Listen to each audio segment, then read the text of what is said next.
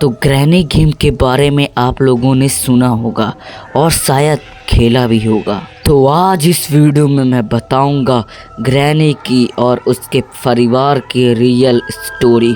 उससे पहले हमारी वीडियो को लाइक एंड सब्सक्राइब कर दीजिए जिससे हम और वीडियो बनाने का मोटिवेशन मिले। तो चलिए वीडियो को स्टार्ट करते हैं। तो ग्रैनी का जन्म पैराग्वे के एमोसकाडा में हुआ था। ग्रैनी के फादर मतलब पापा कुछ क्रिमिनल एक्टिविटी में शामिल थे। जब ग्रैनी 10 साल की थी उसके पापा ने किसी गैंगस्टर के पैसे चुरा लिए थे और उन्हें कोई ढूंढ ना सके। वह तब रोमानिया शिफ्ट हो जाते हैं, वहाँ एक घर खरीद लेते हैं और अपनी बेटी के साथ रहने लगते हैं। वह 5 साल वहीं रहे। इस बीच कभी ग्रैनी स्कूल नहीं गई। एक दिन वह समय आया जो वो गैंगस्टर आ गए, जो कि ग्रैनी के पापा ने जिस गैंगस्टर का पैसा चुराया था वो गैंगस्टर आए और उनमें लड़ाई हुई और ग्रैनी के पापा मारे गए। जैसे तैसे करके ग्रैनी जंगल में भाग गई और वहाँ बेहोश हो गई। जब ग्रैनी को होश आया वह देखती है कि मैं तो पुलिस स्टेशन में हूँ। तब ग्रैनी ने पुलिस से सारी घटना बताई और ग्रैनी का कोई नहीं था। पुलिस ने उसे अनाथालय में छोड़ दिया। जब ग्रैनी बड़ी हुई वो होटल में कुक का काम करने लगी। तब एक दिन ग्रैनी की मुलाकात होती है एक दयालु वेटर से, जो कि और कोई नहीं ग्रैंडपा थे। कुछ दिनों बाद ग्रैनी और ग्रैंडपा में प्यार हो गया और उन्होंने शादी कर ली। शादी करने के बाद वह फिर से उसी घर में रहने लगे जहां ग्रैनी के पापा की मौत हुई थी। फिर 1 साल के बाद ग्रैनी की बेटी पैदा होती है जिसका नाम होता है एंजेलिना।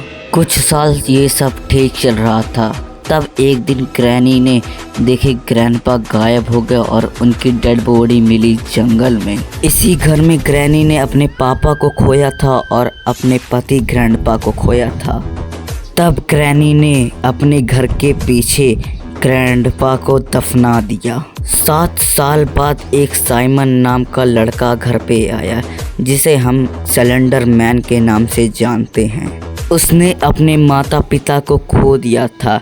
तब ग्रैनी ने उसे अपने घर में रख लिया। एंजेलिना और साइमन एक साथ बड़े हुए और उन्होंने शादी कर ली। तब उन दोनों की एक लड़की हुई जिसका नाम था सेलेंड्रीना।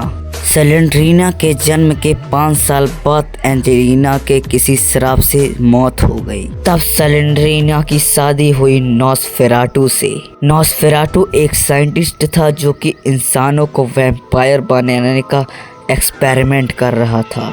कहा जाता है कि एंजेलिना श्रापित थी, उससे उसकी बेटी सेलेंड्रीना भी श्रापित हो गई, जिससे सेलेंड्रीना को काला जादू सीखने में बहुत ज़्यादा दिलचस्पी रखती थी।